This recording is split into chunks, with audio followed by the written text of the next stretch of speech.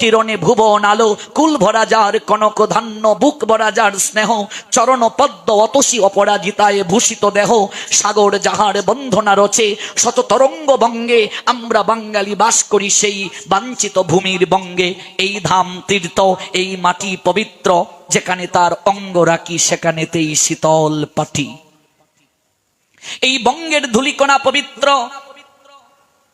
আপনারা এই টাঙ্গাইলের মানুষ জানেন কিনা, এই টাঙ্গাইলেই বৈষ্ণব মুকুটমণি সিদ্ধ পরমহংস জগন্নাথ দাস বাবাজি মহারাজের আবির্ভাব হয়েছে।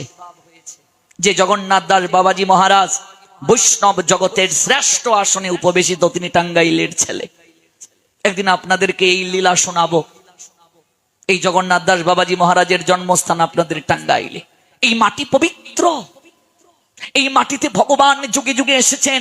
whenever there is a decline in religious practice or descendant of Bharat and a predominant rise of religion, at that time I descend myself to deliver the pious and to annihilate the miscreant as well as establish the principle of religion. I myself appear after millennium, যুগে যুগে ভগবান আসলেন এই বঙ্গে, এই মাটিতে। তার চরণ রজে ধন্য হলো এই মাটি। এই মাটি শীতল পাটির ন্যায়, এই মাটিকে প্রণাম দেয় দেবতারা। এই বঙ্গের মাটি, এই গৌর ভূমিতে দেবতারা আসতে চায় মানুষের রূপ ধারণ করে, ওই মাটি গায়ে মাখার জন্য, ভক্তের চরণ ধুলা অঙ্গে মেখে পবিত্র হওয়ার জন্য।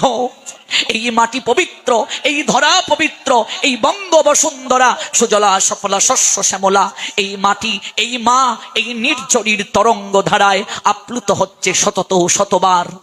এই না হয় বাঙালি আমরা, শ্রেষ্ঠ আমরা, এর থেকে আর শ্রেষ্ঠ প্রাপ্তি আমাদের জীবনে কি হতে পারে? আমাদের মননে, আমাদের মস্তিষ্কে, আমাদের চেতনায় গেঁথে আছে এই অহৈতুকী তত্ত্ব, অহৈতুকী সুর। এই মস্তিষ্কের ধারণ ক্ষমতা বাড়াতে গেলে সাধনা প্রয়োজন।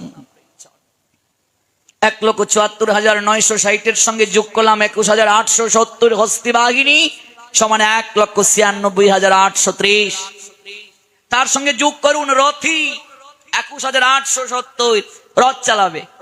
1,96,830 যোগ 21,870 সমান 2,18,700। এই হলো এক অক্ষৌহিণী সৈন্যের হিসাব।